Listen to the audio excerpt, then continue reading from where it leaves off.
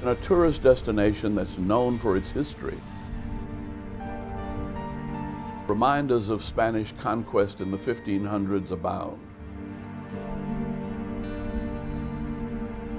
But one of the most important chapters has been almost completely erased. This is St. Augustine, Florida, America's oldest city. But America's oldest city was also one of America's most divided cities. And in 1964, things began to erupt.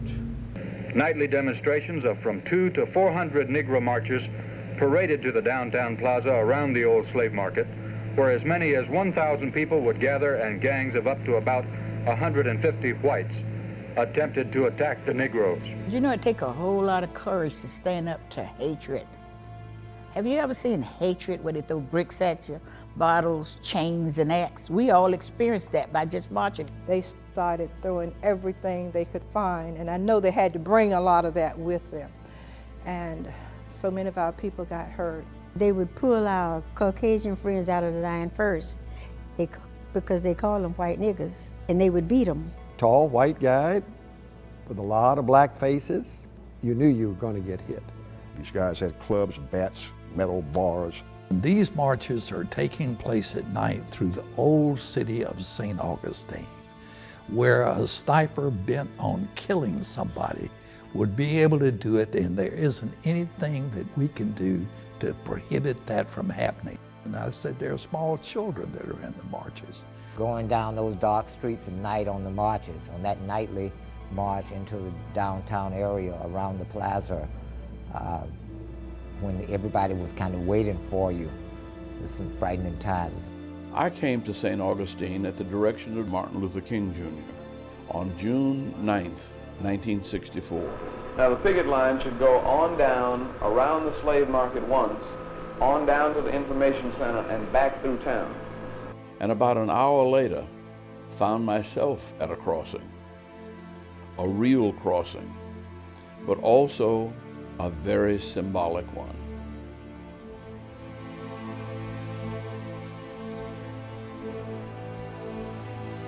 It was a moment to turn back or go forward. My wife Carolyn and my daughter Andrea have heard the story many times. Now, 45 years later, I have returned to show them exactly where it took place. When we got here to the corner, we could see the mob across the street. I asked everybody to stay here, and I don't know what possessed me, but I actually thought I could reason with them. We'd been there before, but this particular night, we realized that they had created a human barricade at where we normally cross over.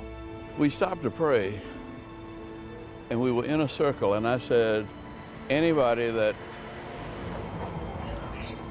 wants to go back to the church, this could be really violent. Any of us or all of us could get hurt. And nobody left. When you decided that this is where we cross over, you know, we all kind of stand back and wonder what's going to happen. We were in God's hands. That was the worst night in St. Augustine. That was the worst night. It was the closest I've ever come to walking through the valley of the shadow of death. The next few minutes may very well have changed the outcome of the entire civil rights movement. I know they changed my life forever, as you will see in graphic detail.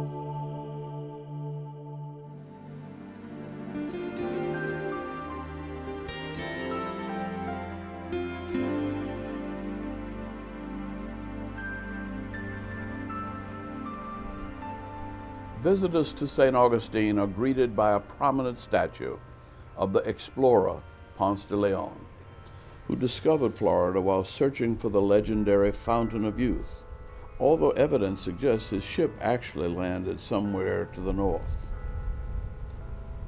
Unlike Ponce de Leon, one of history's most prominent figures did walk on this ground, and he even spent a little bit of time in the local jail. But don't look for a monument to Martin Luther King Jr. or any kind of marker acknowledging this as the location of a critical showdown in the struggle for racial equality in America. That is a piece of history and a potential tourist attraction town leaders for decades have tried to ignore completely.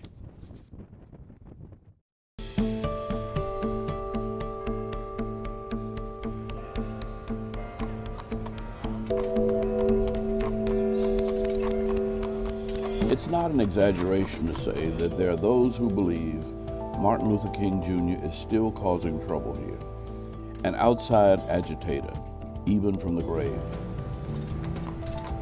Local historian David Nolan says a proposal to honor Dr. King by renaming the street met with fierce opposition, even decades after his assassination.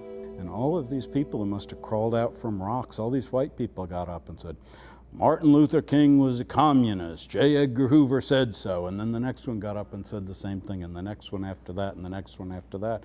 And when they had the vote, it was only by a 3-2 vote, a very narrow vote. And one of the commissioners said, it's too soon, it's too soon. The very heart of the town's public square is dominated by this historic structure. Built in the early 1800s, it has been known for generations as the slave market, for reasons that are more than obvious. Yet Nolan says there is a revisionist effort to erase even this part of St. Augustine's history. There is a state historic marker just next to the market that doesn't mention slaves at all. And there was even a proposal to rename it the Flower Market. Were slaves sold here? There's overwhelming evidence that there was. We would walk by the slave market. That's what we used to call it. You know, now it's another name for it. And we have some say, oh, you all going to get, sold? And I say, do you want to buy me? Just like that. And just keep on walking. I mean, they slang, they give me some slang talk, I give them slang talk back. The historian says attempts to deny unpleasant realities of the past can be traced directly to the long, hot summer in 1964 and events leading up to it. In the age of Gone with the Wind, everybody thought it was just picturesque as hell to have a slave market, and they sold postcards about the slave market. But after 1964, all of a sudden the saying became, no slave was ever sold in the slave market. Where did they sell them? It's just a difficult thing for some to accept. After he was elected St. Augustine's only African-American member of the City Commission in 2002, Errol D. Jones called for the city to issue an official apology for its racist past. His proposed resolution included the phrase, "Let the healing begin."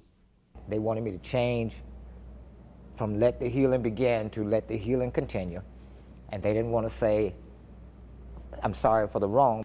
Eventually, an amended version did pass. 4-1. I was the one.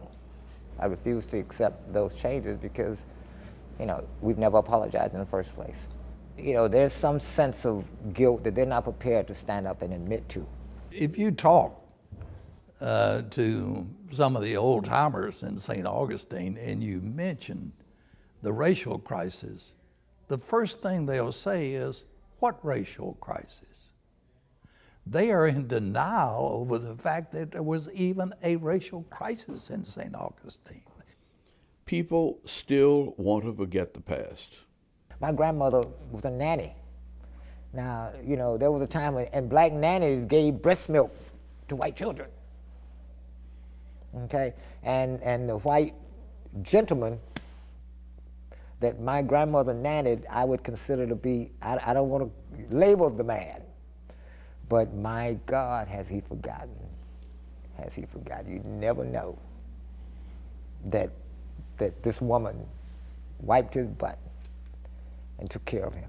We had many black elected officials in St. Augustine in the 1800s, 25 separate individuals. And then in 1902, the last black city councilman was shot during a city council meeting by the white city marshal. And that was the act of terror that put an end to black political office holding here for 70 years.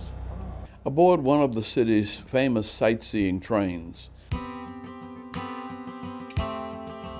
David Nolan gives us a special tour. This place here was the first school for freed slaves in St. Augustine. The historian believes that St. Augustine should capitalize on this lost chapter of the struggle for freedom. Civil rights, that's not history. You know, they agreed with L.O. Davis, who said 10 years later, Martin Luther King was a monster who came here to destroy St. Augustine. I remember L.O. Davis well. He was the sheriff who fought efforts to desegregate St. Augustine with such determination and brutality that he actually deputized the Ku Klux Klan. I have no doubt that Sheriff Davis called him worse things than a monster, but the words spoken here by Dr. King still echo, and to many they still sting.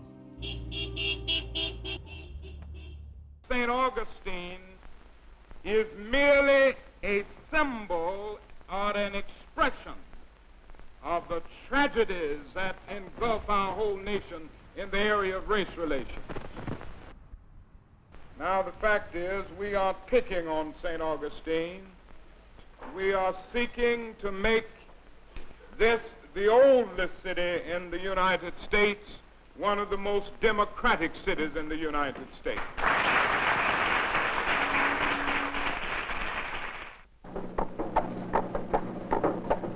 Now here is the oldest public square in the U.S. today. Slaves were traded here in the 1800s. Rather than give black citizens a seat at the table voluntarily, the city suffered national humiliation and worse. There is no question that St. Augustine faces bankruptcy unless peace is restored.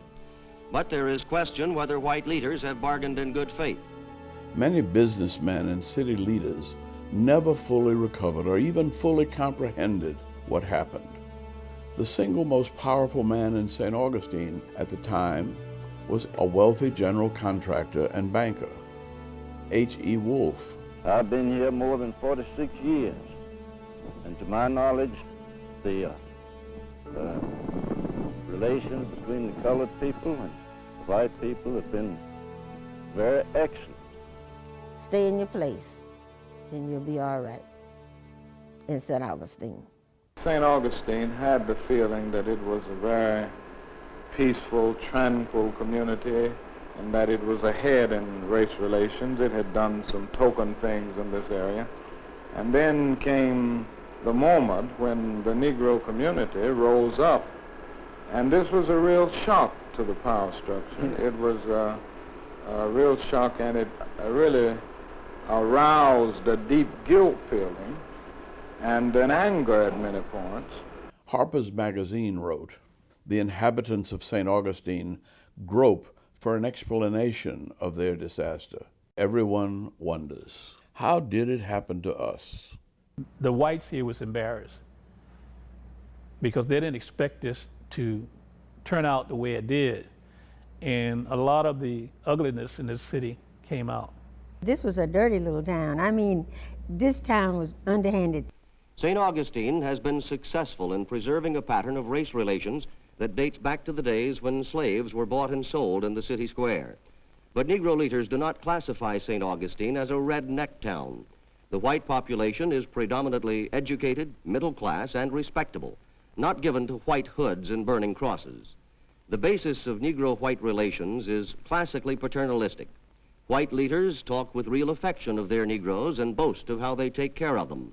It's a relationship founded on the notion of superior white and holds as long as the Negro keeps his place. You knew your place, you had your church, you went to church, and that's basically what the life was about. Hank Thomas didn't keep his place. St. Augustine at that time to me was a very paternalistic town. I don't ever remember any acts of violence in St. Augustine while I was growing up by white people toward blacks.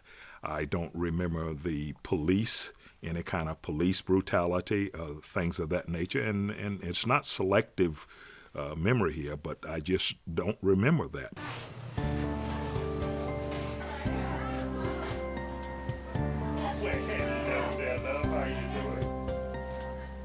Today, an extremely successful owner of several hotels and McDonald's restaurants, Hank Thomas was a true pioneer of the civil rights movement, risking his life many times as one of the original 13 Freedom Riders, along with now Congressman John Lewis. But that was later and somewhere else.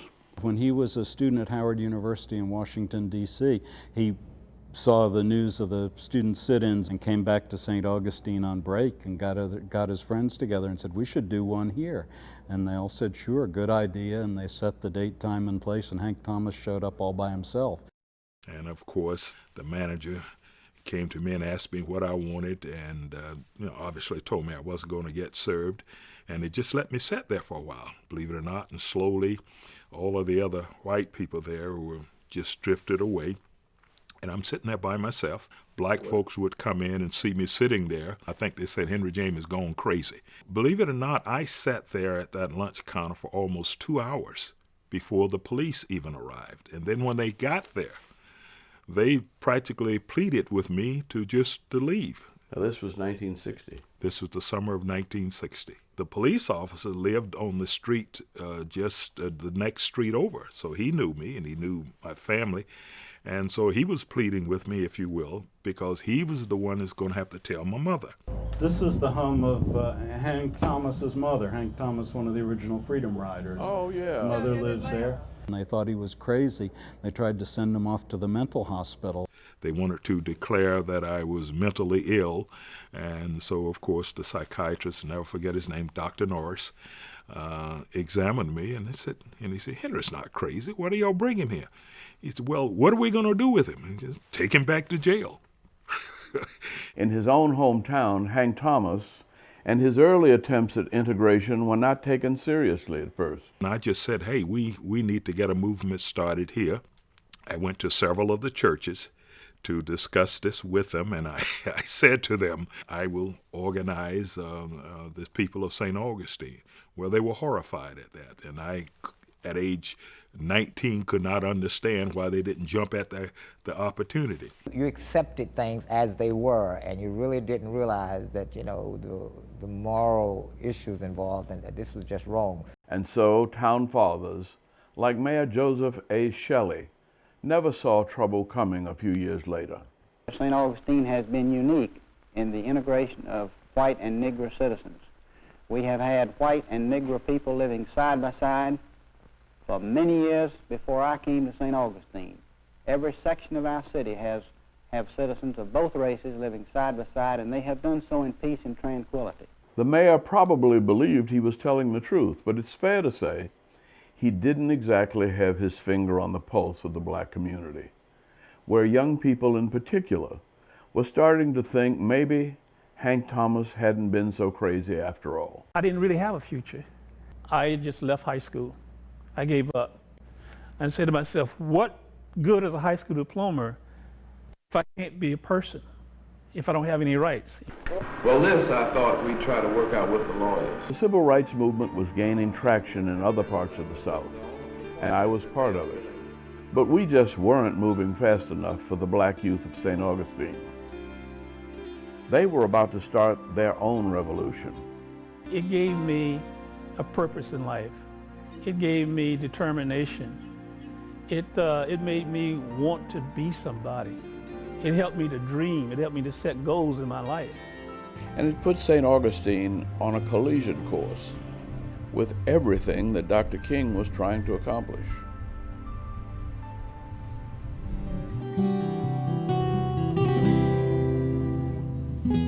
The campus of Flagler College in St. Augustine is considered one of the most beautiful in the United States.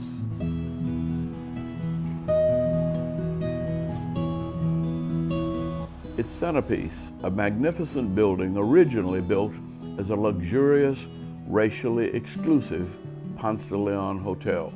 The first thing they did on a freshman orientation, they said there's just a certain section of town which you should not go to. it was deemed unsafe. And so I said, what is that all about? Why? So I couldn't leave well enough alone. I had to go there. And it was nothing but the black section of town.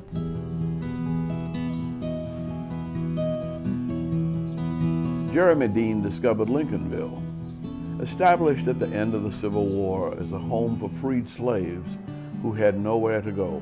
There was two different sides of St. Augustine. Oh, my one for tomorrow.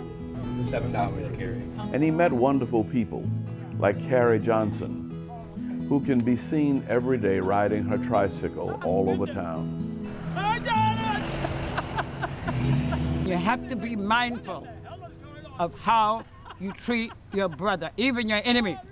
It's a power in you. We have two forces in our being, the forces of good and evil. Which is going to consume you? It was a lesson the college freshman would keep in the back of his mind, even after he graduated and decided to keep living in St. Augustine.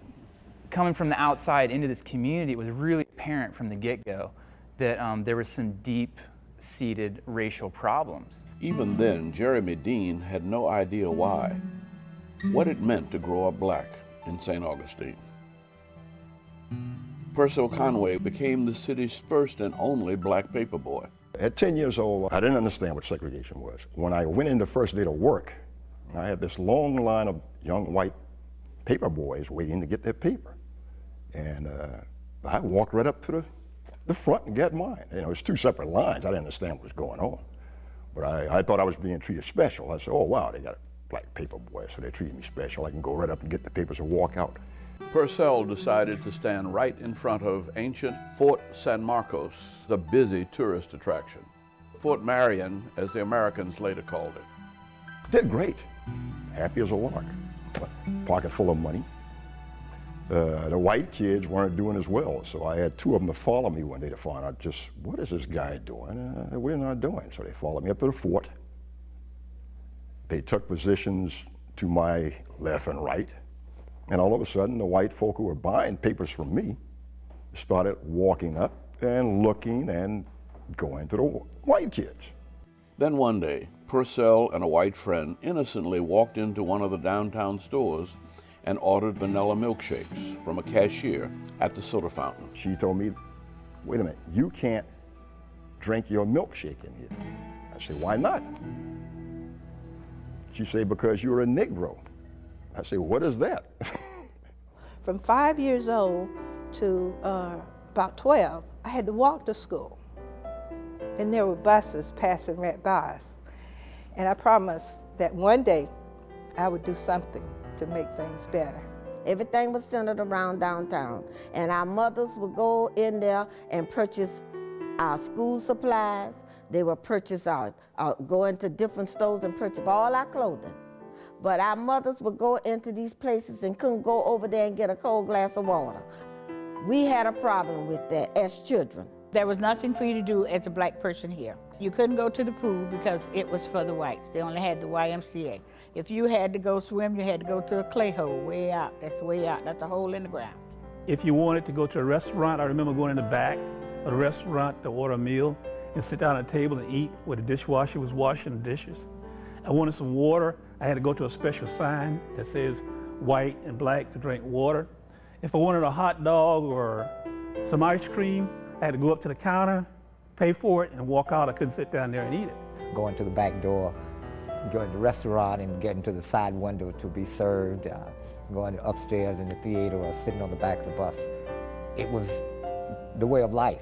I found out that the white aides made more than the black aides at Flagler Hospital, and I went to find out why and see how I was going to get my money, and I lost my job. Especially the bathrooms, you know, they had signs colored and white, you know, we had to use the, you know, the colored bathrooms. Something was wrong with the picture.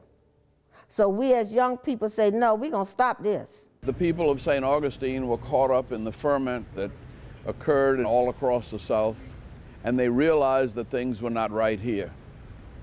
And under the leadership of a distinguished young dentist, Dr. Haling, they began a series of protests.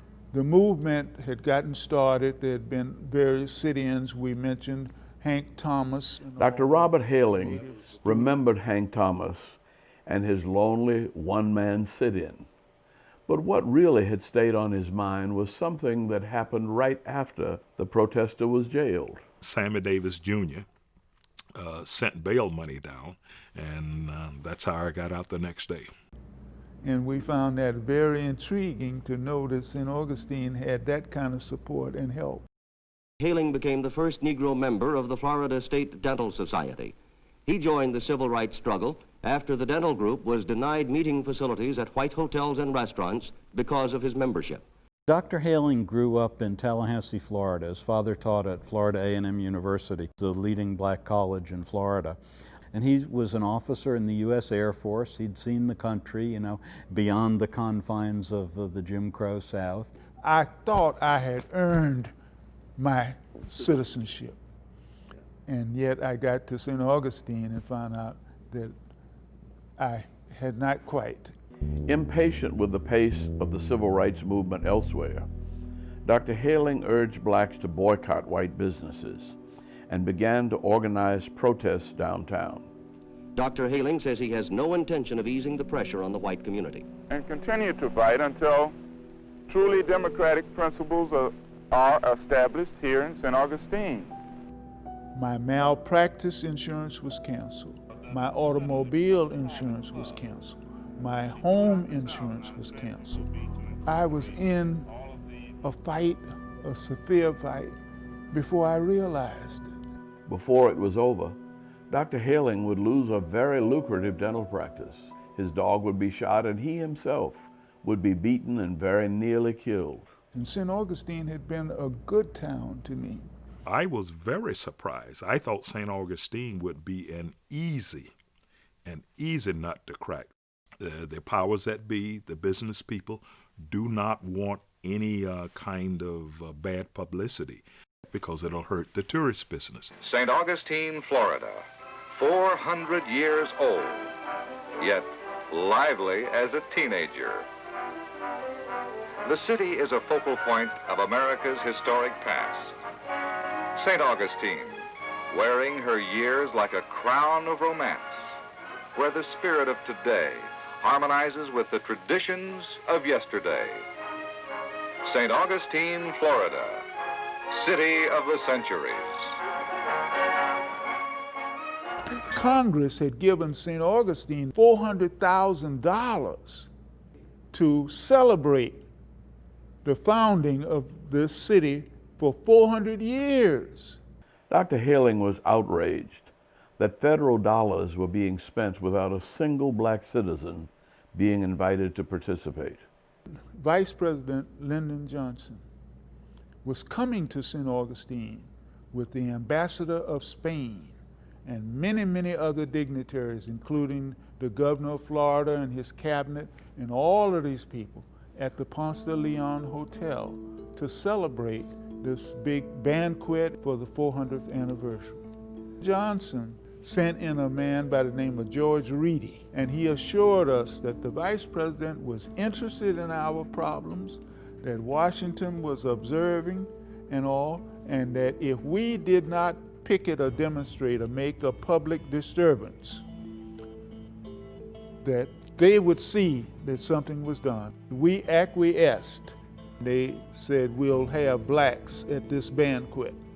And they put us in an alcove, a little side room, where we could look down on the banquet floor, but we weren't involved with the main participants. They had Secret Service with us, and they had FBI agents who were white, and that was our integration at that time. Dr. Haling was prepared to accept that indignity and others. During Johnson's visit, if it led to the formation of a biracial committee, the vice president had promised to broker. And they claimed they were going to leave people, observers from Washington. Lo and behold, the next morning, when we went to the designated place for the meeting, we met with the city manager's secretary and her tape recorder. No commissioners, nobody from Washington or anything. They had had their affair, had no demonstrations, no protests or anything else, and they got scot-free to leave and leave us high and dry. The betrayal transformed him into a driven man. Give me liberty or give me death. He had made up his mind that he was going to defeat segregation in St. Augustine if it cost him his last dime, and it did. During the summer of 1963, Haling led the first integration demonstration in downtown St. Augustine. As long as I was here on the scene and all, I was going to use my better judgment and hope that we could do the things necessary to achieve full citizenship.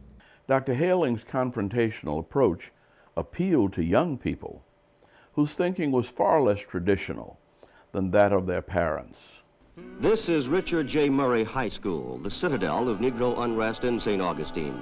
Its sprawling, unkept campus lies at the edge of town. The dynamic Dr. Haling sparked the fires of resistance at Murray High.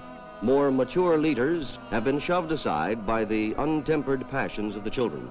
The most important person besides our mother in our life at that time was Dr. R.B. Haling. When the spirit of the youth came up, he was an adult they could rely on, not one who would say, well, calm down, slow down, don't do it. Dr. Haling was the best advisor anybody in this whole wide world could have had. We had so much confidence in him. We knew with him behind us, we was all right. But 4 of these teenagers were about to endure an ordeal that they could not ever have imagined. And I told my mother I would like to go and be involved. So I had to get permission first from my mother, and she said it was fine. Joanne Anderson gave this TV interview. It is showing them that we really want our freedom, and we are Negroes, and if we get the privilege, we'll show them that we are intelligent enough to have equal opportunities, same as the rest. It was time for a change. Negro youngsters paraded with placards, handed out literature. The response of the white community was, crush them. The state was just anchoring to get that shot at me. And the opportunity presented itself on July 18th, 1963. That hot summer afternoon, a weary group of young protesters got hungry. We was tired of walking in that sun with those picket signs. We 16 decided that we would stage a sit-in, and without Dr. Haling giving us permission. And that day took a turn for the civil rights movement in St. Augustine. Time seems to stand still here, and in many ways, little has changed, although all of the old stores closed long ago. The one relic that does survive is this door, which Audrey Nell, Joanne, and their friends pushed open on that fateful day. We sat down and we asked to purchase a hamburger and Coke at the Woodworth. The lady behind the counter said, you know we don't serve niggas here. When the teenagers wouldn't leave, the manager of Woolworth's called the law. Sheriff L.O. Davis and some deputies came. L.O. Davis had been in my dental chair as a patient. This is the sheriff, who was a chain cigar smoker. And we had the problems of trying to get some of his dental problems under control.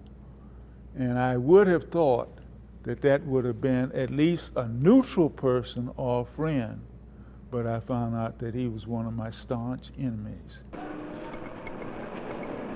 They arrested us and we sung "We Shall Overcome" all the way to the jail. We never thought that we would be in jail that long or it would have the repercussion it had. We just wanted a hamburger and a Coke. That's what we wanted, but we never did get served. Very few people would have the audacity to pick up young 14 to 16-year-old students. 7 of those arrested were underage and as juveniles went before Judge Charles Mathis Jr., whose words Audrey Nell Edwards remembers as if they were spoken yesterday. I don't want you communist children, you little communist children, to participate in any more demonstrations. I want your mothers to sign a paper stating that you will not participate in any more demonstrations until you were 21 years old. If they would consent, then they would be let out of jail or reformatory school and all. But Dr. Halen would be charged with a felony of contributing to the delinquency of a minor. And that was a severe charge. And I turned to my mother and said, Mama, please don't sign this paper. 3 of the teenagers complied, but Audrey Nell and Joanne refused, as did 2 boys, Willie Carl Singleton and Samuel White. That was our constitutional right. No, why you gonna sign? We just stay and do our time. That's what we said, all 4 of us. He said, you all sure? We said, we sure. He looked over at L.O. Davis. He said, you take them niggers, them little communist niggers, and take them back to jail and throw away the key. And he gave us 1 year in the reform school. 1 year. We just thought we was gonna be overnight, but it didn't work out that way. The girls spent the first 72 days of their sentence in the local jail. We was put on the men's side of the jail, where all the men's prisoners were. They said they had special provision for us. There was no special provision. We was right on the side, the left side of the jail, and the only thing divided us was a steel thing. Arjanelle and I had a green shower curtain to put up. Then very early one morning, deputies ordered Audrey Nell and Joanne out of their cell and into a car. He said, you know what? If we kill these 2 niggers, say that they tried to escape, would nothing be said. She said, oh no, we can't do that. Nobody knew that we had left. Dr. Helen didn't know, our mothers didn't know. We was terrified because we didn't know what was finna happen to us. They were driven to the Lowell Correctional Institution, a women's prison, and forced to perform hard labor. We scrubbed on our knees and buff on our knees. And Joanne and myself had we have so many scars and still visible where we scrubbed those, and you had to see your face, and that was a state punishment. That was something that we had to do. I would always tell Arjanelle, don't never let them see you. If you gotta cry late at night. I was the hard one. And all the parents had to do was sign their name to a form to press charges against the leader, and they would have been released. It just so happened the World's Fair was about to open in New York City, and Florida Governor Farris Bryant was on hand to dedicate the Sunshine State's Citrus Tower exhibition. And he told all the people, come to Florida, because Florida is a paradise. Everybody just come on down to Florida. The New York Times came out the next day stating St. Augustine, Florida had 4 youth locked up down there for trying to purchase a hamburger and a Coca-Cola at a local Woolworth store and serve a year in jail. So he decided in his cabinet to let us go. Regardless of our feelings for or against certain people, for or against certain propositions, we have a task to perform, a society to maintain, and I anticipate that we will do it. We made it through. Now, when it comes to Willie, Carl, and Sam, I never could get this story. For the rest of their lives, Willie Carl Singleton and Samuel White would never discuss what happened to them in prison.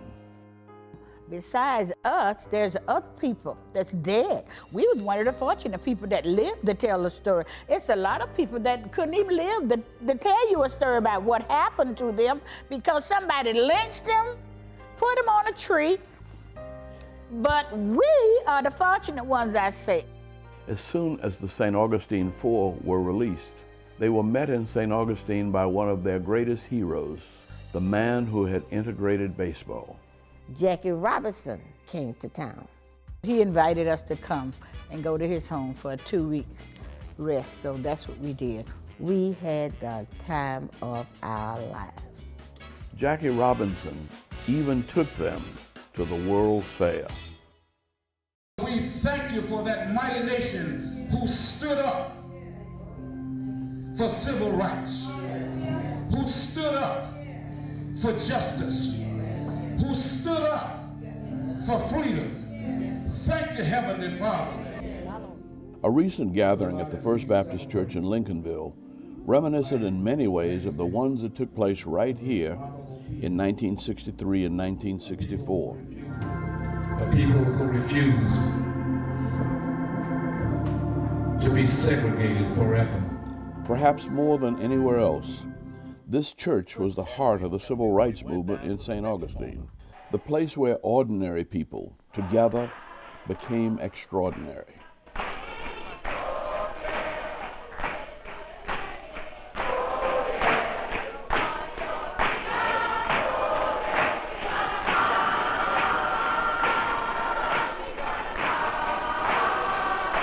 One day I had to go to the dentist and Dr. Halen's office, and I started reading about some of the things they were doing and got involved. Maud Burroughs Jackson was one of the hundreds who overcame their fear to become part of this grassroots movement, which had only grown stronger while the St. Augustine Four had been imprisoned. Meetings were held in Negro churches where integration leaders would incite their members to the task at hand. It wasn't easy. It was very hard. And with some of us, it's still hard to even talk about those days. The demonstrators kept the pressure on local businessmen. By dusk, 50 were arrested for sitting in at segregated restaurants and lunch counters. I will never forget March 28th, 1964, 1:30, 2 o'clock in the afternoon.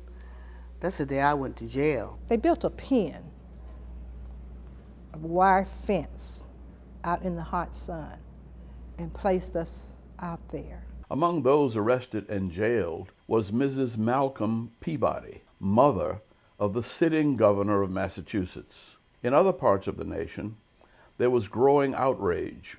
Sending teenagers to prison to stop the protests was pretty much like trying to put out a fire with gasoline.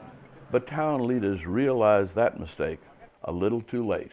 We are in the midst of a revolution. And it was all because of that uppity dentist who didn't know his place. I was at my office and other places where we thought the Klan would strike. No more shall the threat of jails and harassment from power structures and other high officials thwart the Negro's desire for freedom. Dr. Haling was the most hated man in a town suddenly full of hate.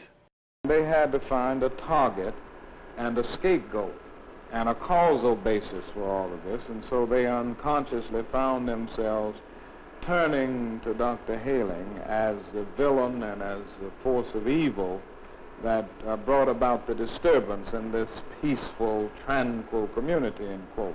We knew that Sheriff L.O. Davis and his deputies and all of these people were in cahoots with the Klan's people. The sheriff had deputized the Ku Klux Klan and given them badges. Klansmen came from all over North Florida, from southern Alabama and southwest Georgia, and centered here on St. Augustine. They was coming down here. The Klansmen set up headquarters in the most predictable of locations. It was almost like they thought this slave market was some kind of sacred territory. The town's old slave market became a focal point of the demonstrations, as it apparently became a symbol of Negro efforts to integrate the nation's oldest city. Local enforcement officers used trained dogs to assist in crowd control. These dogs were effective in halting lines of marchers who would have otherwise been willing to press forward. It was estimated that one well-trained police dog could do the work equal to 10 or 12 police officers in crowd control. They were just very mean-spirited. Even some of the principal leaders, our elected officials. In this very slave market, America's most notorious and flamboyant racists were holding court just about every night. Free white segregationists were taking the lead in organizing opposition to the demonstrations. These men were Halstead Richard Manussi, shown here in the white hat, better known as Hoss Manussi, who was head of the Ancient City Hunting Club. Ancient City Gun Club, yes. Which was the Klan. Which was the Klan. Hoss Manussi used to say, I'm a good Christian. I don't smoke, I don't drink, I don't cheat on my wife, I just beat niggas. And that, I mean, he said that on television. Halstead Manussi, who was the head of the clans here, had been in Dr. Halen's chair. He'd been a patient of Dr. Halen's.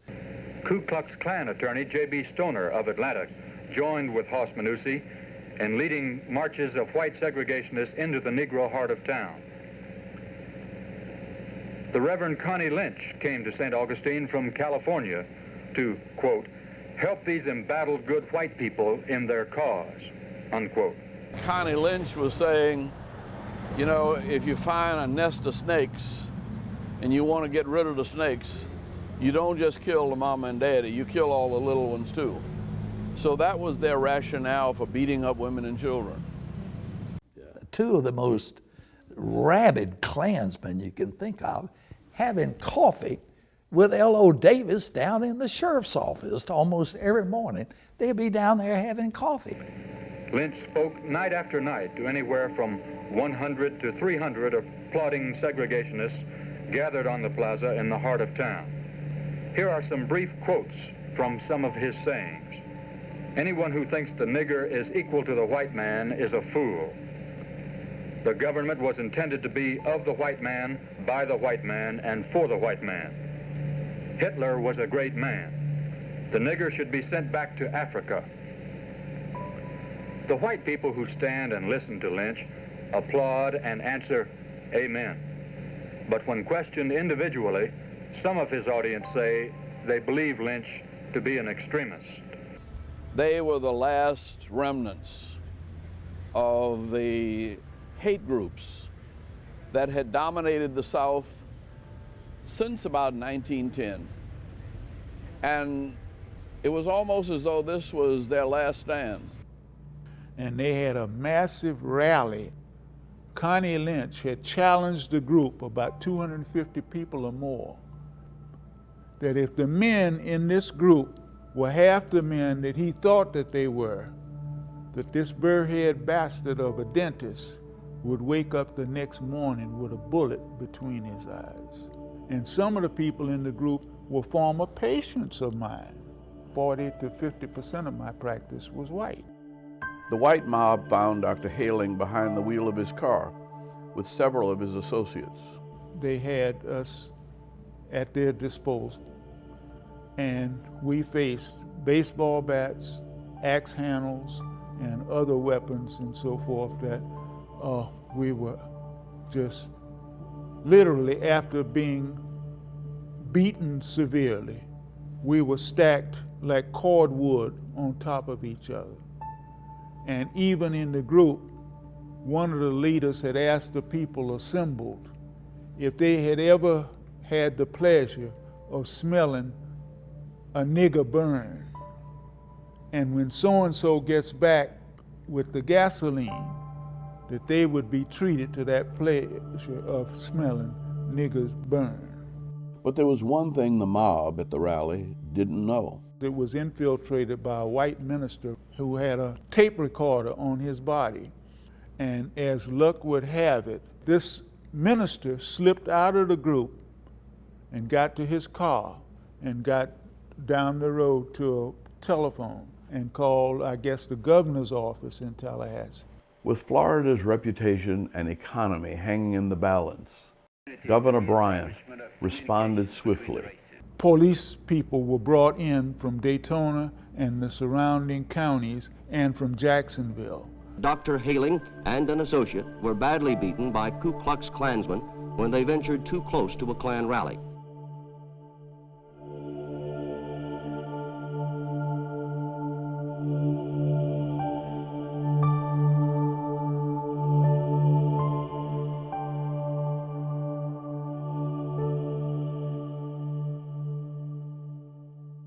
Ironically, when the case was tried, Haling was convicted of assault on the Klansmen. It was an unrelated legal matter.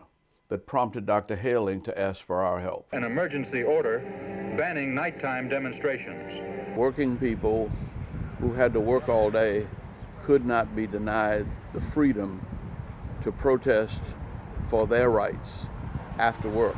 Night marches were too dangerous for my liking, and I certainly didn't think children ought to be a part of them. But entire families were demonstrating in St. Augustine, and to put it bluntly, that was their constitutional right. Well, of course it did. The First Amendment applied to us whenever. Dorothy Cotton was one of the first staff members that Dr. King sent to size up the situation.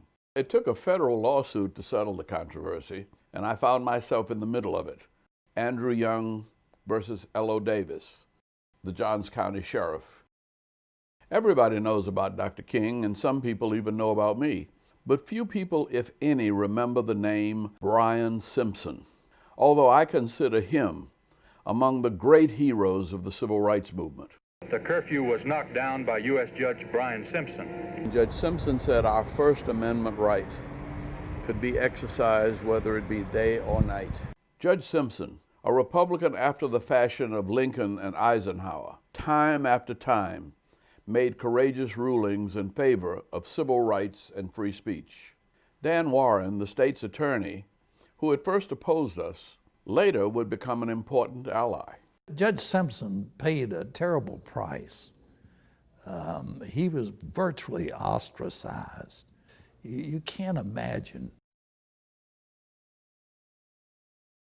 I couldn't believe that this had happened here, and here I'd lived in this town all these years and knew absolutely nothing of the civil rights movement. Had gone all through college, didn't hear one class, no one talked about it. There was absolutely no markers downtown. There was nothing that would tell you that any of this had happened. Jeremy Dean, an aspiring filmmaker, became convinced he'd found the right subject for his first documentary.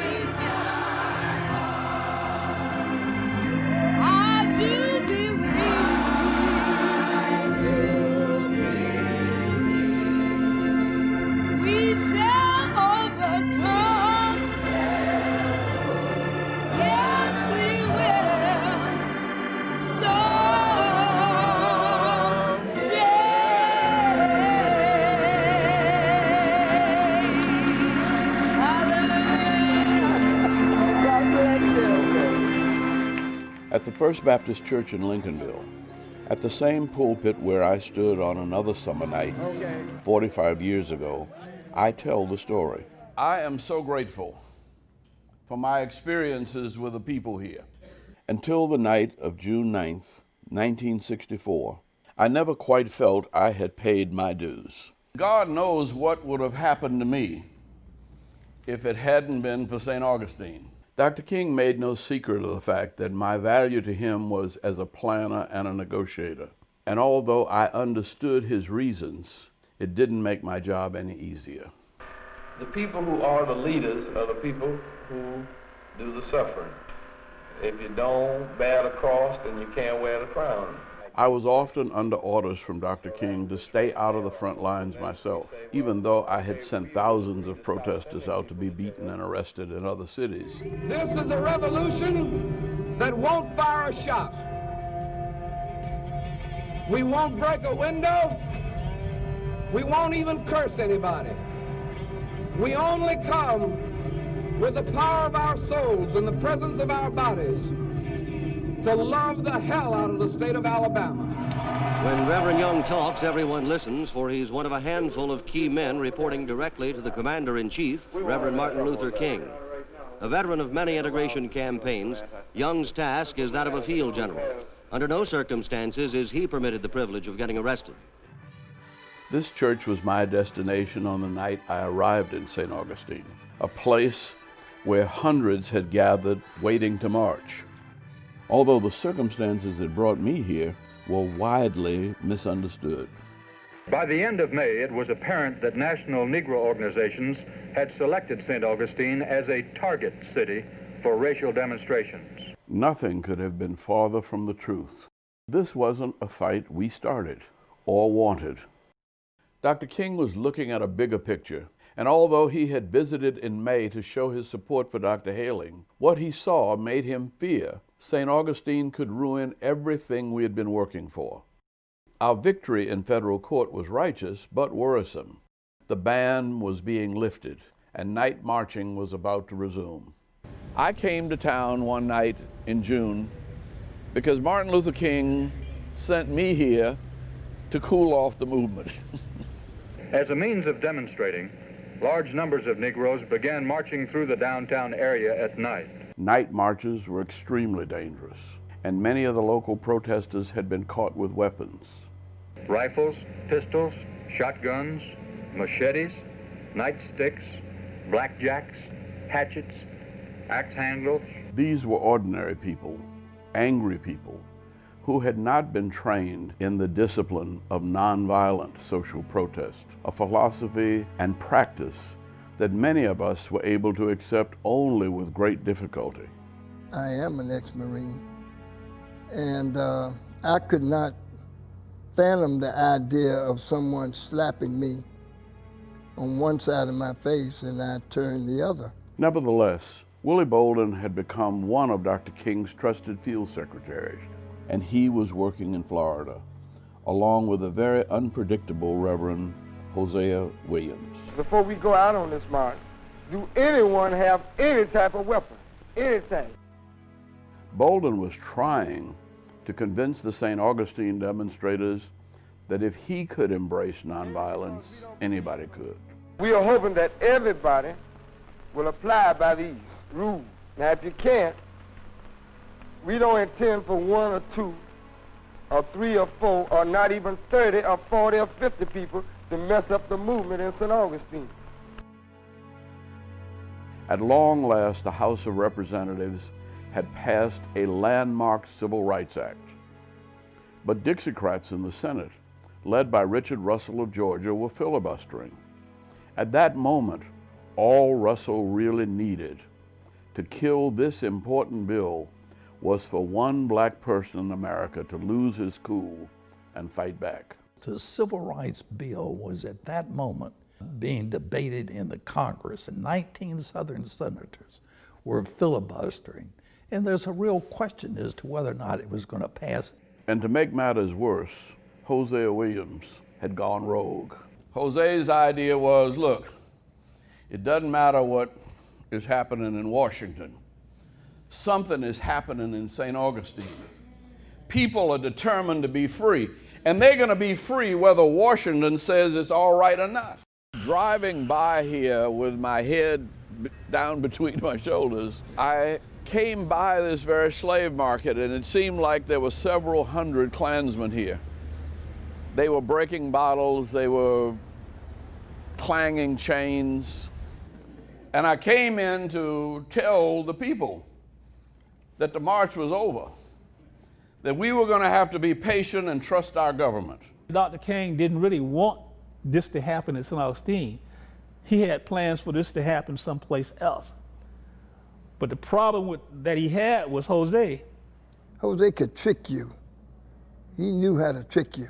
And so when I walked in the church and I had my speech all worked out, Hosea Williams said, "Here comes the Reverend Andrew Young." Andy Young is going to lead this march tonight. I couldn't tell the people no. And so I said, well, I will lead them to the corner and let them see the mob for themselves, and then maybe I can reason with them. When I got down there with Willie Bolden, there was a small army of Klansmen just waiting for some action. As we got close to the slave market, hearing those noises of the chains rattling, and people sometimes ask, were you all ever afraid? And a lot of folks say no, but I don't say no because I remember being afraid that night. But no one wanted to turn back. And at that moment, someone started singing, "God will take care of you." Well, I knew the song. through every day or all the way. He will take care of you, God will take care of you. That was all right in Sunday school, but that was the Ku Klux Klan. I said, wait here, I'll be right back. And I was trying to keep my eyes on you, because again, you were going over there by yourself. And then at the same time, keep my eyes on the group. I was just petrified. I don't know what it was, but I knew I wasn't supposed to move, because I was conscious that those folk behind you leading the march could have dispersed and all hell could have broken loose. It wasn't long after we started across the street that we were stopped. I thought I could reason with them. And I said, we just want to go down there and pray. To watch you move forward in that line on that evening and confront those angry white citizens of St. Augustine and simply ask them, may I pass? I'll never forget that evening. And I was doing all right. I was explaining that we were not going to cause any trouble. I heard everybody say, ooh, and I looked around and you were on the ground. I was knocked out.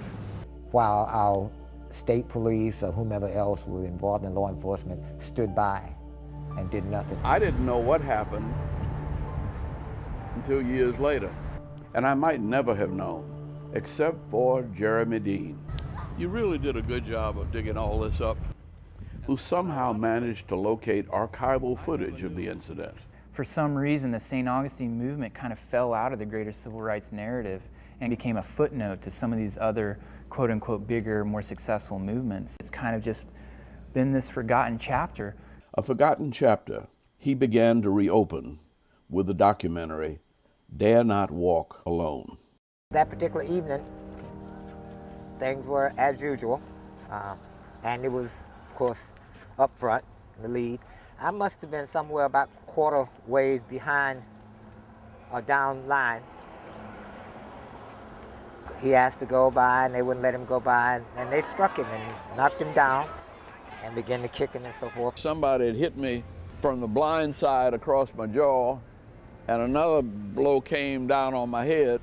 And frankly, that's all I remember. I remember standing there. We just stood there. And it was like weeks, days, maybe months, even maybe years afterwards. Even now I think about, suppose that guy had had a weapon, like, knife or something. But I had no idea what it looked like, because I didn't feel anything. When you get cold cocked like that, I didn't even see the punch coming. Yeah. It hit me like a ton of bricks, that here was this person that we now know of as Andrew Young, and here he was in St. Augustine, nearly being beat to death. And I'd walked across that corner where that incident happened 100 times, never even knew it. I didn't see how I got stomped till 2006. It was 40-some years later. And then I got mad.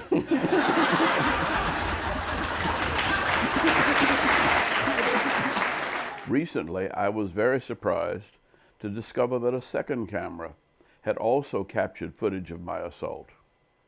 The marchers were met by a gang of rock-throwing, fist-swinging white men. When police were slow to intervene, demonstrators were beaten to the ground and kicked. This film, shot by a Florida television station that is no longer in existence, survived for one reason. St. Augustine, Fountain of Dissent. A look at the racial conflict in the nation's oldest city. It was part of a series of courageous reports by legendary Miami news anchor Wayne Farris that in 1964 won broadcasting's highest honor, a Peabody Award. And for that, I am truly grateful. Frederick Douglass said a long time ago, the struggle for freedom is a struggle to save black men's bodies and white men's souls.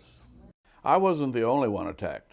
Several white marchers, including Bill England, were pulled from the line and beaten severely. Jimmy Jackson, one of the captains, fell on top of him and took his blows, as Willie Bolden did for me. I ran over and put your head in the pit of my stomach and covered my head up until we could get them off of you. I knew Bolden had come over and covered me and that he picked me up and brought me back here, but once you get hit, you can't turn around. So I said, it's going to be rough, but we're going to have to go on. Does anybody want to go back? Nobody wanted to go back. So we started on down to the next corner. And then we marched on. I remember holding you by the arm, and we walked on up to the slave market. To watch you get up, brush yourself off, and then walk back in front of them again, to be again beaten down. This time, somebody kicked me, and I kind of moved to the side so that he kicked me in my thigh. I just found it as being, not so much as being heroic, but it's like your commitment to say that if I'm nonviolent and if I continue to confront you, eventually you have to let me through, that I refuse to give in to what you're asking me to do. Somebody else came down and hit me with a blackjack, but my head's hard, I didn't get knocked out. And I kept talking, and a state trooper said, let him through. And somebody said, damn, them niggas got some nerve. And I said back, it's not nerve, it's faith. And we walked on through. And to watch you then pass, and like the waters that divided, because there was a whole line of angry white males there. I wish I could find the guy who said, that's enough, let him through. Yeah. Because I'm grateful to him. Because if he had not done that, all those other people would have been beaten up, and they might not have been as fortunate as me. That was an incident that helped convince me of nonviolence. I never thought I would be here seeing this. I'm proud. Looking back on it now, it was one of my high points in the movement, because having been branded as the negotiator and somebody who Dr. King wouldn't let go to jail, at least I can say I took a few blows for freedom. That was when I actually joined the St. Augustine movement.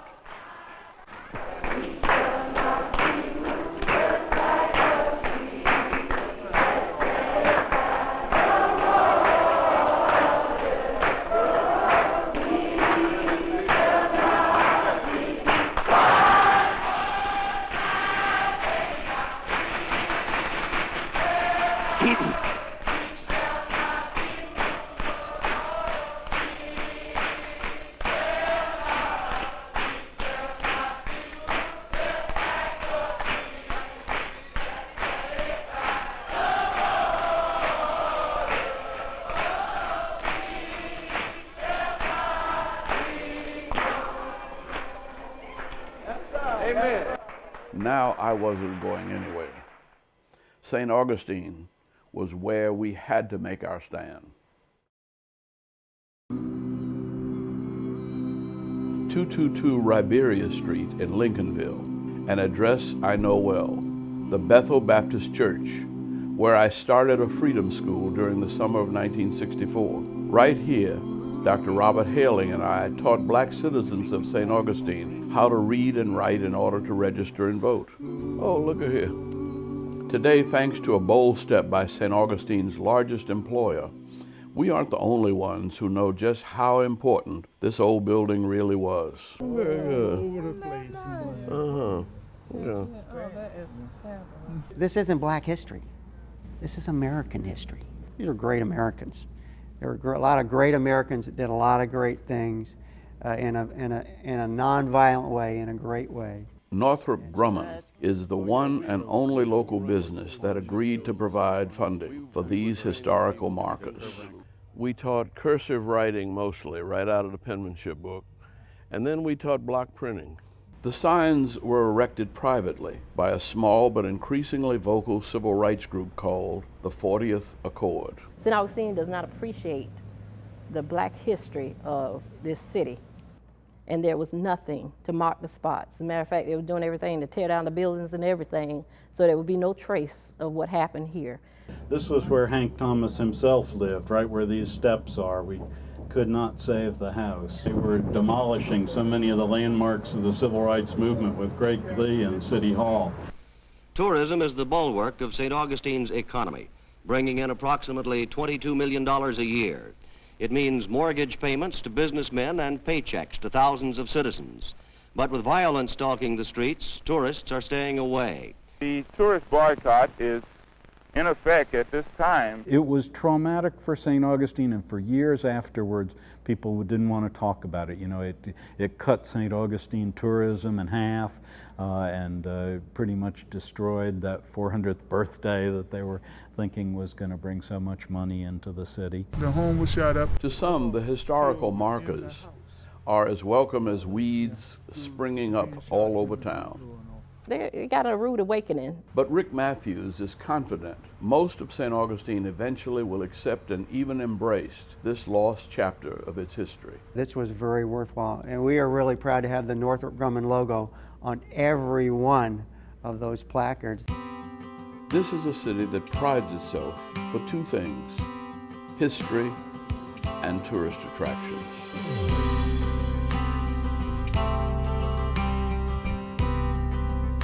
Often they're one and the same.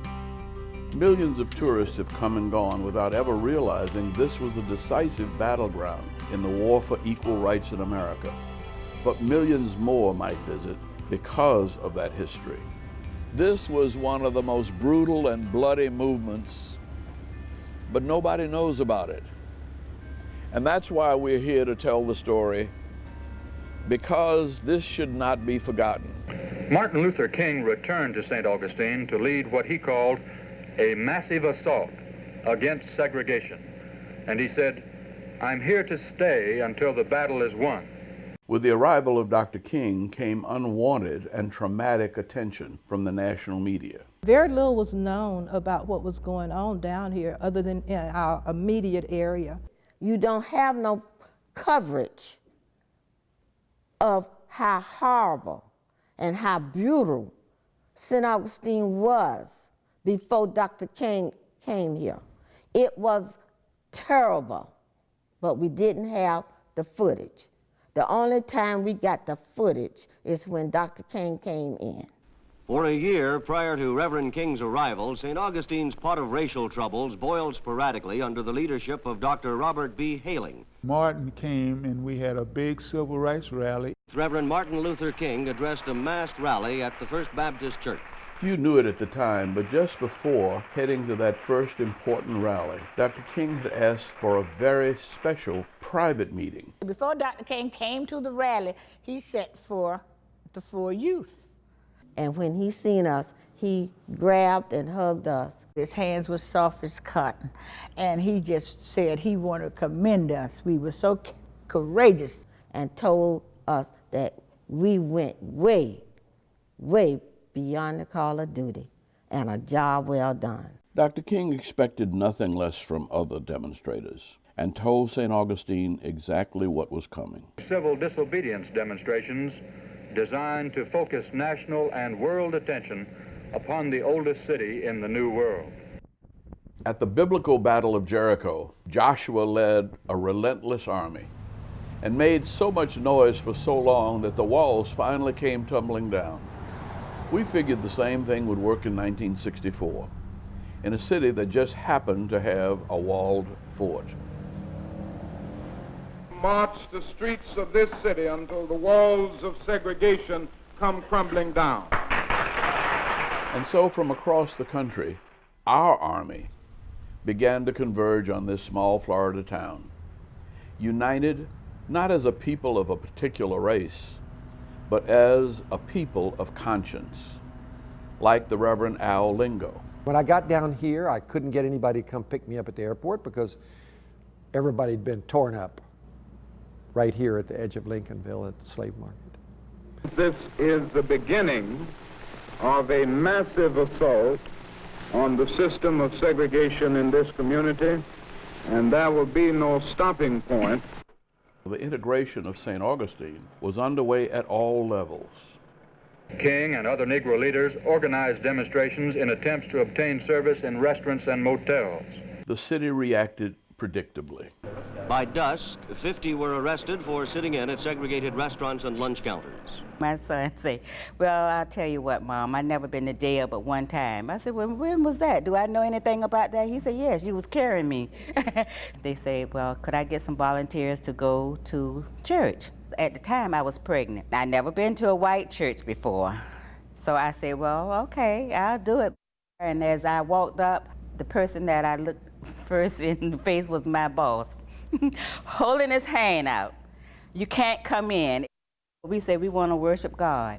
So they say if you go beyond this line, you're going to worship jail. They just throwed us all in jail. And I didn't think a church should be private. Leaders are busy laying the strategy for their next assault. Waves of sit-ins going to Walgreens, McCartney's, and Rexall. I understand Mr. McCartney doesn't call the police. He takes a broom to them or something. A broom was far better than what the police used. He took a prod and stuck me on my butt. Cow prods. And they would make us get out of the car, and they would take pictures of us like trophies. So they have a cop on this side, the one to arrest you, and the driver on this side, and they would stand there proudly and make us stand up there and take a picture. I must have been arrested at least 10, 15 times. A long, hot summer was forecast by Negro leader Martin Luther King. And a long, hot summer in Florida meant there was only one natural thing to do. Laying out the grand plan for the day, my assignment was to go to the beach. Long, broad, smooth, magnificent. St. Augustine's miles of beautiful white sand beaches, excellent for driving, are its greatest attraction. The sun, the rolling surf, the beach suggest 1,000 things to do. 1,001 things to do if you count something we called a wade-in. The white bathers left the area. This was the beginning of a series of daily conflicts on the beaches. There was something absolutely ridiculous about the fact that black folk can't go to the beach. How can one group of people own God's ocean? Whites turned away a group of about 30 Negroes who attempted a wade-in for the 4th straight day. Not all the wade-ins were uneventful. Tension was building, and Al Lingo considers himself lucky to be alive to remember the day things at the beach finally got too hot. We did a beach demonstration where we got beat up. They surrounded us. Some guy hit me in the face. And I started to retaliate. And this white gentleman who took me, he said, "Look, Purcell, stand your ground, don't move." Listen, you're going to have to face whatever this is down, but don't run. Don't run. I listened to him. And he just kept his hand over my chest. One of them had a club. And as I was watching that guy with the club, because he was going, a guy over here, big, tall, as blonde as I was, he did a roundhouse on me. Hit him in the head so hard the blood splattered all over the place. Whites attacked a racially mixed group of demonstrators. The men just lunged into us and started beating us. And I remember just taking licks on the side of my head. And maybe that's why my ear hurts on this side, and it really does, after all these years later. Absolutely floored me. I mean, cut my cheek and all this stuff, and down I went. I'm saying, oh wow, they killed this guy. But Al Lingo wasn't dead. I looked up and saw a white guy walking among the police officers somewhere on the fringes saying, "Why don't you stop these men from beating these people?" And I realized later it was Al Lingo, a guy who I didn't know had joined our staff. I didn't know who he was. The police ignored all Al Lingo's pleas. They just stood there. That's a memorable day that we got beat up on the beach. More memorable days followed as the violence continued and even escalated.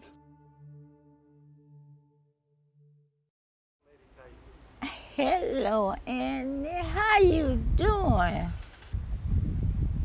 This is something. Al Lingo and I pay a visit to a very special old friend. Good gracious alive. Oh my gracious. It's been a long time. Yes, it has. Too long. Cora Tyson is an unsung hero of the civil rights movement. I was watching TV. I said, oh, nothing like that will never happen here. And Lord, behold, it's the worst one they ever had. They said this was the bloodiest one that it was. Mrs. Tyson was an ordinary woman who exposed herself to great risk by providing room and board to many of us who were labeled outside agitators, including Al Lingo. I looked at my husband. I said, what color them people's upstairs? He said, they're white. I said, oh my God, you're going to get me killed. A Freedom Trail marker in front of her house proudly reveals to the world a secret we tried to keep carefully guarded during the dangerous summer of 1964. Martin Luther King slept here. Mrs. Tyson knew she was making her house a potential target. One residence where Dr. King had stayed in St. Augustine was shot up and firebombed. It never bothered me. It was just something that we did that needed to be done. The way she figured it, God blessed her by giving her a home, and this was the least she could do to repay the favor. But the danger was real, and each night brought new proof. Rioting broke out in downtown St. Augustine as about 500 angry whites crashed through police lines and disrupted the march. This place here, of all the movements that I was in, was perhaps the most intense and much the most violent one that I'd ever seen. Even civil rights veterans were surprised by what they found as they answered the call of Dr. King to this small Florida town. I mean, every day, they'd be this morning, noon, and night. So they didn't care. They'd never lighten up. It was always blood in the streets and blood in the church when we got back to after the marches at night. You bet I was scared. To actually see people shooting at you is a big deal. I never forgot it. The violence wasn't only directed at black demonstrators or even white demonstrators. As St. Augustine became a bigger and bigger news story, the mob gave special attention to a new target, anyone in the press and news media. A number of courageous cameramen risked their lives. News photographers became a target of white segregationists who attacked the photographers and smashed their equipment on several occasions. I remember pulling Nelson Benton of CBS out of a mob and pulling him back into a demonstration with us, saying, "You're safer here with us than over there," as the press. A Danish cameraman had his camera to his eye, and somebody took a baseball bat and smashed the lens and also smashed his entire eye socket. The St. Johns County grand jury deplored the racial unrest in the county, which included a fatal shooting, beatings, rock throwing, and slashing of car tires, and blamed the violence on militant Negro leaders and the Ku Klux Klan. Hundreds continued to protest, to be beaten, to be jailed. These people need to see that in jail, they have a profound effect. My mother saw me on TV going to jail. She told the family, that looked like Maud over there. And Easter Monday, she came to the jail to get me out of jail. And I said, Mom, I can't go. I'm here for a purpose. So was Dr. King. I have definitely committed myself to participating by going to jail if necessary. Certain businesses had been targeted for protest. We need to touch people who are at least on speaking terms with the political power structure. One of the people Dr. King wanted to touch was James Brock, president of the Florida Hotel and Motel Association. Reverend King led a group of sit-in demonstrators to the restaurant at the Monson Motor Lodge. He was stopped at the door by James Brock, the soft-spoken owner. Their conversation was polite but to the point. "You're going to have to integrate," said the Negro leader. Brock answered that he would under federal court order. "Won't you leave?" he asked. But King was there for only one reason, to capture the headlines by getting arrested. There was a second reason. He happened to want a cup of coffee, and he tried to order it. Dr. King had been arrested before, of course, and he wasn't the only one in this crowd with experience in jail. Well, that didn't stop us. We went to the Monson Motor Lodge. We started right on back. All four of us went to jail. with Dr. King. Martin Luther King Jr. and 17 other persons were arrested on June 11th in an attempt to eat in a segregated restaurant. This landmark of the civil rights movement is gone too. But a small part of civil rights history survives here. The Hilton now stands in its place. The steps we're standing on are the actual steps going into the restaurant that Dr. King was arrested on, according to the way the story goes, on that day. And so we preserved and created this site here. Thanks to the owner, an admirer of Dr. King. He went out of his way to make this work. Being arrested along with the St. Augustine Four was just the first step. Dr. King got the dog put in the car with him. He also got the national publicity he was after. And Dr. King had much more in store for James Brock. The marchers wound into the parking lot in front of the Munson Motor Lodge, the major target in sit-in attempts. He woke up that morning and he said, "All right, you all, I want y'all to get up. We're going to sing this song and then we're going to pray." And the song that he sung was, "Woke up this morning with my mind set on freedom. Woke up this morning with my mind set on freedom." Someone else's mind was set on freedom too. For Dr. King and for the city of St. Augustine, Dan Warren, the state's attorney, began working behind the scenes. Please convey to Dr. King the idea that I want to be a part of the solution. I don't want to be a part of the problem. 2 days later, King was taken from the St. Augustine jail to testify before a grand jury. He said, "Mr. Warren, you don't understand." He said, "There are those in the civil rights movement that don't think America is worth saving, and they want to destroy America." He said, "I don't want to destroy America. I want to save America." They was the ones acting like they wasn't Americans. I am an American. That was my God-given right to go and set in and do whatever I want in the United States of these America. Local Negro and white leaders testified in secret before an 18-man emergency grand jury. There was speculation that the grand jury would recommend the formation of a biracial committee. Just like the one Dr. Robert Haling had been promised before he began to organize protests. Dr. Haling should be on this committee. I know that there are objections in the white community, and this is a usual pattern, as you well know. When one takes a stand, he becomes the target and the symbol of all of their objections. And I've talked with some of the people in the white community who have almost an irrational objection to Dr. Haling serving on any kind of negotiation committee. Dr. King wasn't about to negotiate a surrender. He didn't have to. Their efforts were beginning to show signs of success. The pressure exerted by Reverend King's Southern Christian Leadership Conference has already cost the city of St. Augustine dearly. In a normal year, 2 million tourists pass through the oldest city. This year, business is down 60%, and businessmen estimate their loss for the first half of June alone at $200,000. Suddenly, Florida's governor was worried about the safety of protesters. We must maintain law and order. And I said, "Governor Bryant, you know, there's no way in the world that we can keep the peace in St. Augustine with L.O. Davis in the sheriff's office." Governor Ferris Bryant authorized a special state police force to take charge of law enforcement in St. Augustine. How devoted the state troopers were to their new task is a subject to debate. White supremacists were frustrated and making strategic mistakes, certain to backfire as long as blacks remain nonviolent. After hearing a fiery speech by segregationist Connie Lynch at the old slave market, nearly 300 whites marched into the Negro area.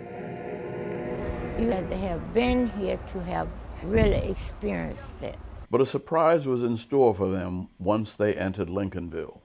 Remember, we met them singing, "I love everybody." The Negro policeman observed the people here decided to show him how to behave. All the blacks stood out on the street and began to laugh and clap and say, "We love everybody." It really was an embarrassing position.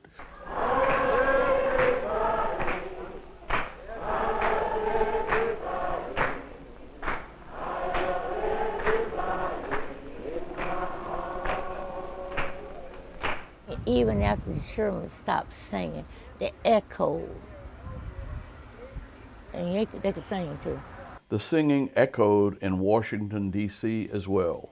Always at critical times, you know, when something was being debated in the Senate, when something was being filibustered, when some vote was being taken, when there was some committee maneuver to move it on, always St. Augustine was the response. The final act took place at Munson's Motor Lodge. Playing an important guest role was Al Lingo. This scheme was cooked up to do the Munson Motor Lodge. Sure, I'll play a part in it. We thought that we would ask him to check into the hotel. We'd never done anything like this before. 3 old friends gather at the Hilton swimming pool, and it's built in exactly the same location as the one at the Munson Motor Lodge. My job was to lead folk up to the restaurant. We were going to be the decor. They were met by the establishment's owner, James Brock. You're on private property, and I'm ordering you to leave this place here. I registered and went in, changed clothes. And open this property,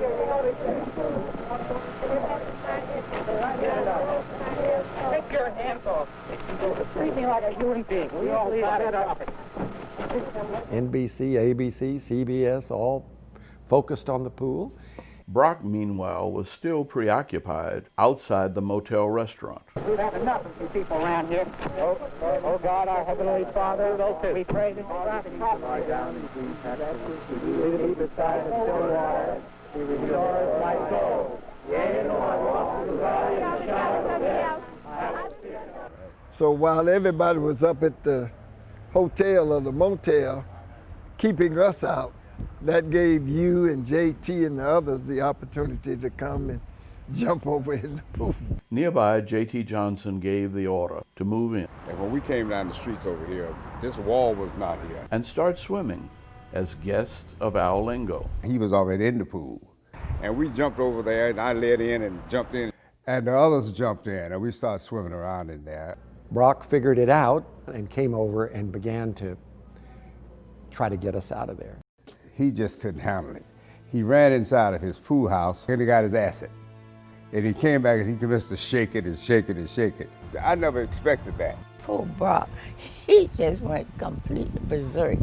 And they showed him at 6 o'clock news.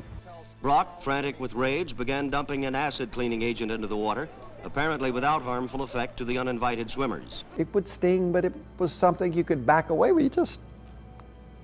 When I saw Brock running around pouring that acid in the pool, I said, my Lord. This iconic image of James Brock is what lawmakers in Congress saw the next morning.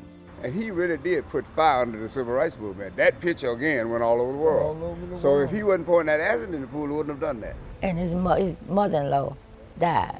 She had a heart attack looking at it. Lyndon Johnson, now the president, didn't have a heart attack, but he wasn't happy either. Our whole foreign policy and everything else go to hell over this. Yesterday in the swimming pool in St. Augustine, they jumped in and police jumped in, their clothes on, they started pouring acid in the pool. He was told by Senator Russell from Georgia that if you push it through, you're going to destroy the Democratic Party. And he said, well, that'll be a small price to pay. Congress passes the most sweeping civil rights bill ever to be written into the law, and thus reaffirms the conception of equality for all men that began with Lincoln and the Civil War 100 years ago. The Negro won his freedom then, he wins his dignity now. That I myself would be elected to the Congress just 8 years later was literally unimaginable. It wasn't just the genteel negotiations of congressmen in Washington. It was courage of nameless people that helped to change America from these streets so that this slave market would be a monument not of just of slavery past, but of freedom for people in our future. The Civil Rights Act of 1964 is signed at the White House by President Johnson. Before an audience of legislators and civil rights leaders who had labored long and hard for passage of the bill, President Johnson calls for all Americans to back what he calls a turning point in history. Unwittingly, James Brock, a man who only wanted to be left alone, became the unlikeliest hero of the civil rights movement. He was a part of the civil rights bill, and let's thank him for it. Yeah. Because had it not been for him, I'm not so sure that we would have gotten the bill. It was because of the moral outrage of the citizens in the United States. Here's a curious footnote. When the Munson Motor Lodge was torn down in 2003, Brock purchased its very distinctive roof tiles and took them home. The largest surviving fragment of the Munson Motel is on Jimmy Brock's house. It had a red tile roof. Until the day he died, he remained unrepentant. Several people had tried to get him to apologize. I'm not so sure what an apology like that means to people like me. Many years later, and not long before his death, James Brock agreed to be interviewed. He knew that his time was approaching. I think that he wanted to get some of this off his chest from his perspective. I certainly don't have any desire to apologize to anybody. I have no feeling, no thought that I need to apologize to anybody. So if there's anybody waiting around for me to apologize for something that I said or something that I did relative to the Civil Rights Act of 1964, they can hang it up, because they are not going to get an apology from through my lips. I, on the other hand, do apologize to the late James Brock for him being singled out. In fact, as far as I know, Brock was a basically decent, upstanding citizen, concerned less about racial politics than about the survival of his business. He just happened to be the focus of this demonstration. Right. He was no worse than anybody else around.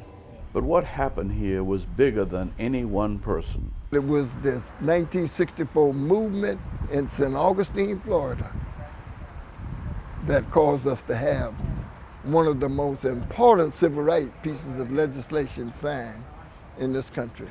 Integration leader Martin Luther King receives his pen, a gift he said he would cherish. We came back to Munson's Motor Lodge, and Martin Luther King went in and sat down and actually had a cup of coffee at the place where they had been rejected 3 weeks before. On that fine day, Dr. King spoke a blessing before drinking his coffee. Because we had walked through the valley of the shadow of death, he finished the verse. Thou preparest a table before me in the presence of my enemies.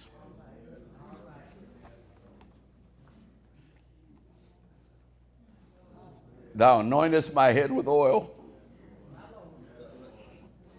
till my cup runneth over.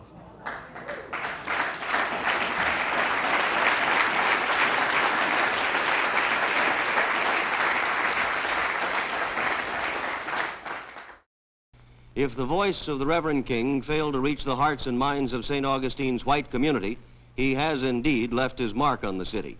You have done something for this community, and you've done something for this nation.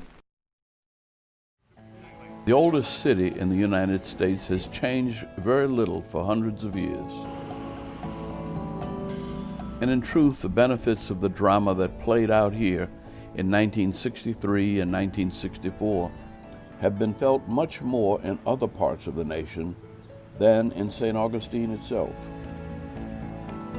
Most of the faces downtown are as white today as they were nearly half a century ago.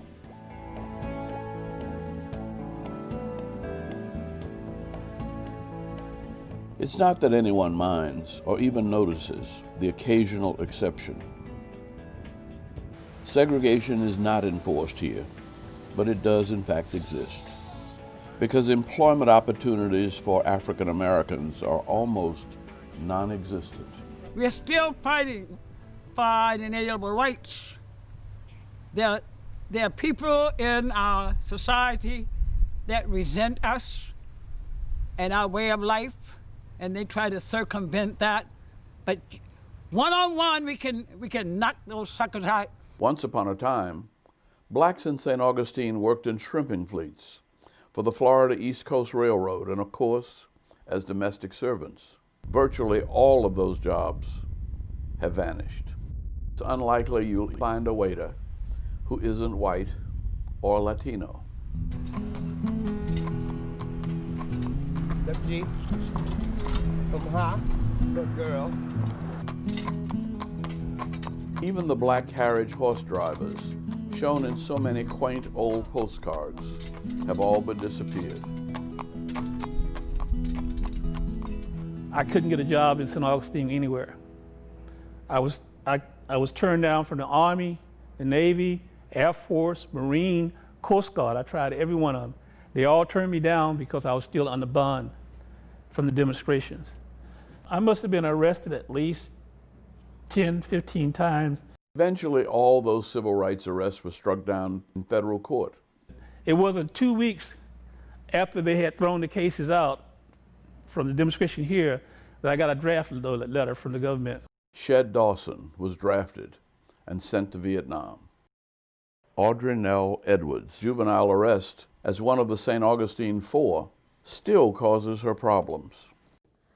I always used to wonder why I used to go apply for a job and I never could get one. Well, I had a record. It's a problem she shares with many heroes of the civil rights movement, including Audrey Culler Willis, who went to jail for the crime of trying to worship God at a white church. I still have that on my record.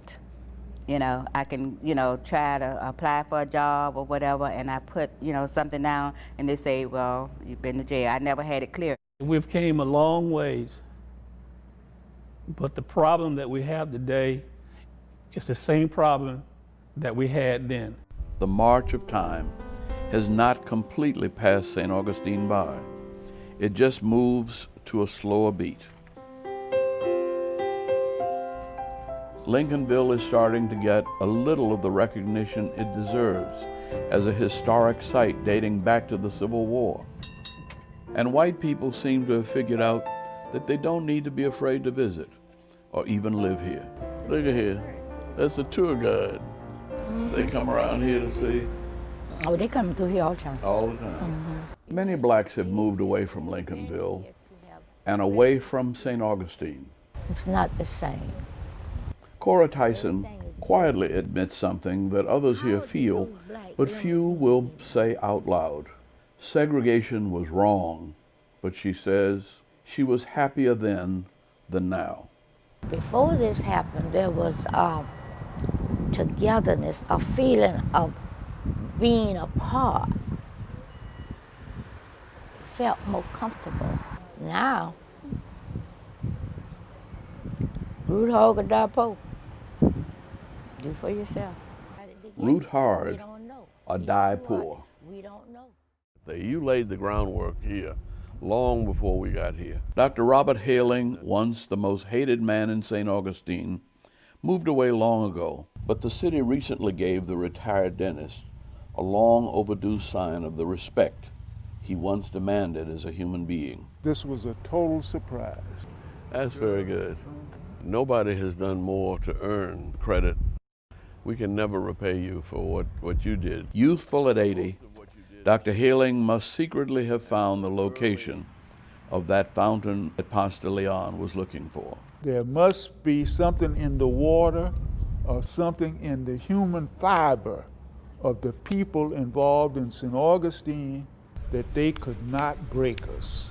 They did not break our young people who went through all of that torture and misery, and I guess as their leader, they did not break me. And St. Augustine has not heard the last of Dr. Haling. The nation's oldest city is seeking federal funds to celebrate its 450th anniversary in the year 2015. St. Augustine will not make the same mistake that we made for the 400th.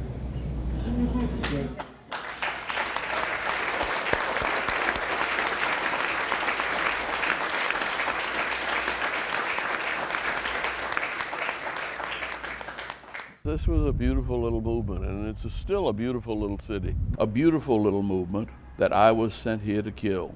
By the grace of God, I failed. The people here locally in St. Augustine, what they did changed the world. How might our country be different today if I'd managed to convince the protesters to turn back at this memorable intersection on that memorable night instead of crossing in St. Augustine? Would history have played out the same way? You know, would there have been an incident at the Monson Pool? You know, would all of these things have happened? And would that landmark civil rights bill ever have been signed into law? I think it was the courage and the faith and the determination of the people in America's oldest city that led to that signing and led America into a new future where a man need not be judged by the color of his skin, but by the content of his character. And where soon women, Hispanics, gay people, all began to see that America was a place where we could be what God made us and be free and be proud and live out the destiny that God has in store for us. I'm Andrew Young. Thanks for joining us in St. Augustine, Florida. I love everybody. I love everybody. I love everybody in my heart. I love everybody. I love everybody. I love everybody with my heart. Oh, I feel the fire burning. I feel the fire burning. I feel the fire burning in my heart. Oh, I feel the fire burning. Feel the fire burning. Oh, I feel the fire burning in my heart. That's why I love everybody. Oh, that's why I love everybody. I love everybody. Oh, I love everybody in my heart. I love everybody. I love everybody. I love everybody in my heart.